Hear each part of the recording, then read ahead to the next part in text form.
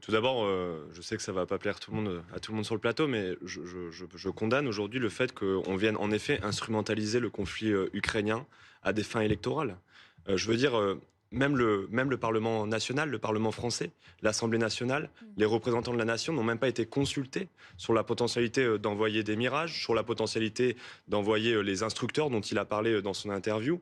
Et aujourd'hui, on a le président de la République qui a 24 heures de la fin de cette campagne électorale officielle. Donc vous êtes exactement sur la même ligne sur ce sujet que François-Xavier Bellamy, qui était là il y a à peu près 5 minutes. Eh bien, écoutez la réponse du président à ce sujet et à ses reproches. Parler un 6 juin est une chose importante pour pas qu'on confonde la mémoire et ce qui se passe dans la vie de la nation. Et ce n'est pas moi qui ai choisi la date du 6 juin, elle est là. Et parler des européennes au moment où nous vivons, j'essaierai de dire pourquoi, c'est essentiel pour la vie du pays et le cours de la nation. Donc je pense que c'est aussi mon rôle. Il faut le faire à la place qui est celle du président de la République. J'ai du mal à comprendre pourquoi parler du débarquement, parler de ce qui se passe en Russie, parler de ce qui se joue avec ces élections européennes, c'est ne pas être dans mon rôle.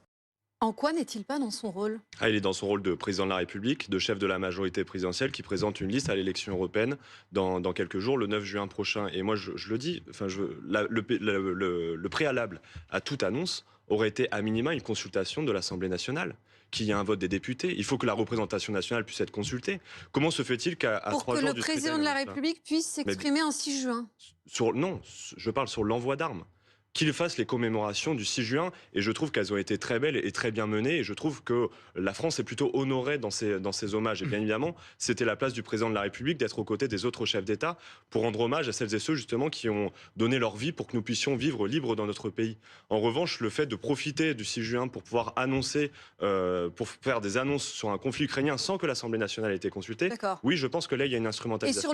Et sur le fond, est-ce que vous êtes pour l'envoi de ces avions de combat? Alors, nous, on a toujours été clair sur la question de l'Ukraine. Il faut bien évidemment aider les Ukrainiens à se défendre. Moi, je me réfère souvent à une phrase de Nelson Mandela qui disait que c'est l'agresseur qui détermine les armes de l'agressé. L'agresseur, on le connaît, c'est la Russie de Vladimir Poutine, et l'agressé, c'est l'Ukraine. Donc c'est à l'Ukraine de nous dire les armes dont elle a besoin pour se défendre. En revanche, j'ai toujours fixé une ligne rouge. Nous avons, nous, au Parti communiste français, toujours fixé une ligne rouge. C'est celle de ne pas envoyer des troupes sur le soldat ukrainien, et on y reviendra avec la question des instructeurs probablement, et deuxièmement de ne pas envoyer des armes qui pourraient être susceptibles de toucher les territoires russes et potentiellement du coup avoir des dommages collatéraux de civils russes. Donc si les avions sont à destination